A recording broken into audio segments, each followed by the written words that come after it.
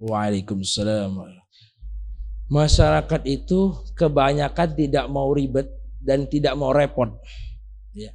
Masyarakat itu maunya yang instan.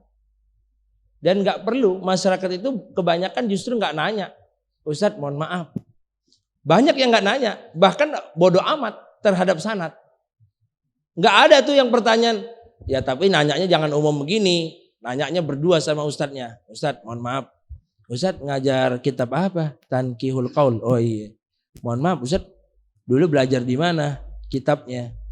Udah khatam belum? Saya jujur, kitab yang saya kaji belum khatam. Tapi saya punya guru. Dan saya izin sama guru. Guru boleh nggak? Boleh silakan. Tapi tetap harus ngaji terus sampai khatam. Nah jadi ini sangat penting. Tapi tidak berpengaruh kepada masyarakat. Karena masyarakat itu tidak penting, tidak mau tahu. Yang mau tahu masyarakat itu adalah yang penting dia dapat ilmu, dia dapat berkah. Karena itu terus. Ini yang menurut saya salah. Kalau bisa, ustadz-ustadz di Indonesia itu agak cerdas sedikit. Cerdasnya begini. Jangan setiap hari pengajian itu jamaah terus dijejelin, didoktrin dengan surga, akhirat, berkah, berkah. Akhirnya apa? Udah ngalah berkah aja, ngalah berkah aja, ngalah berkah aja. Ini repot ini. Ngalah berkah aja. Bener, ngalah berkah bener. Tapi itu ustadz yang kita dengarkan itu ilmunya sampai enggak ke Rasulullah? Bisa dipertanggungjawabkan enggak? Lah sekarang begini, Bapak ngalah berkah ngaji. Ustadznya ngajinya sama YouTube. Kira-kira berkah enggak ngajinya? Berkah gak ini?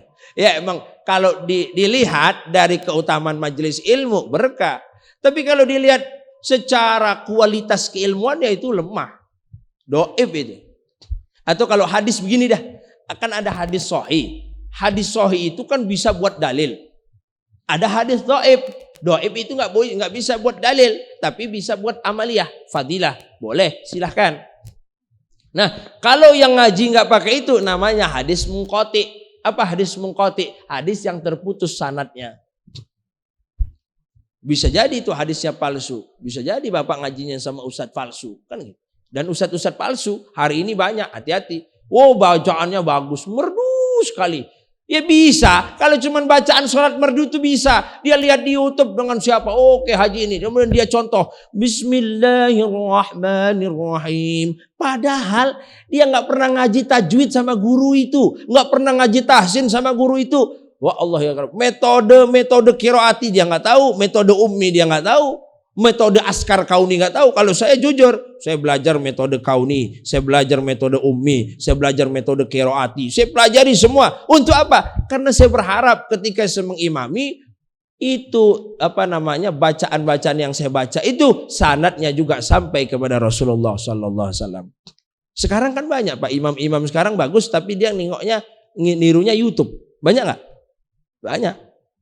Orang bisa berceramah, nirunya YouTube. Repot urusan.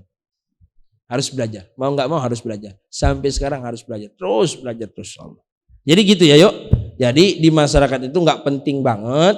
Tapi harus. Karena jaga-jaga. Takutnya nanti ditanya. Yuk. Kamu belajar di mana yuk? Saya belajar sama Ustadz Ihsan. Ustadz Ihsan itu siapa yuk? Nggak tahu kamu. Waduh. Saya malu yuk. Ustadz Ihsan itu siapa? Nggak tahu saya. Ya nggak jelas dia datangnya dari mana. Dia tiba-tiba datang ke Fajrul Falah, katanya dari Medan. Memang kelihatan sih dari logatnya. Bukan itu yang diminta. Jangan jelaskan orang, oh orangnya ganteng itu, agak sedikit manis, cakep. Bukan itu, tapi jelaskan, oh Ustadz Ihsan itu dulu pernah pesantren di sini, gurunya. Ya yuk. Jadi bapak-bapak ini pesan saya, ngaji kita, bapak belajarlah sama siapapun silahkan, tapi ingat jangan salah pilih guru. Hati-hati. Wallahu a'lam bishawab.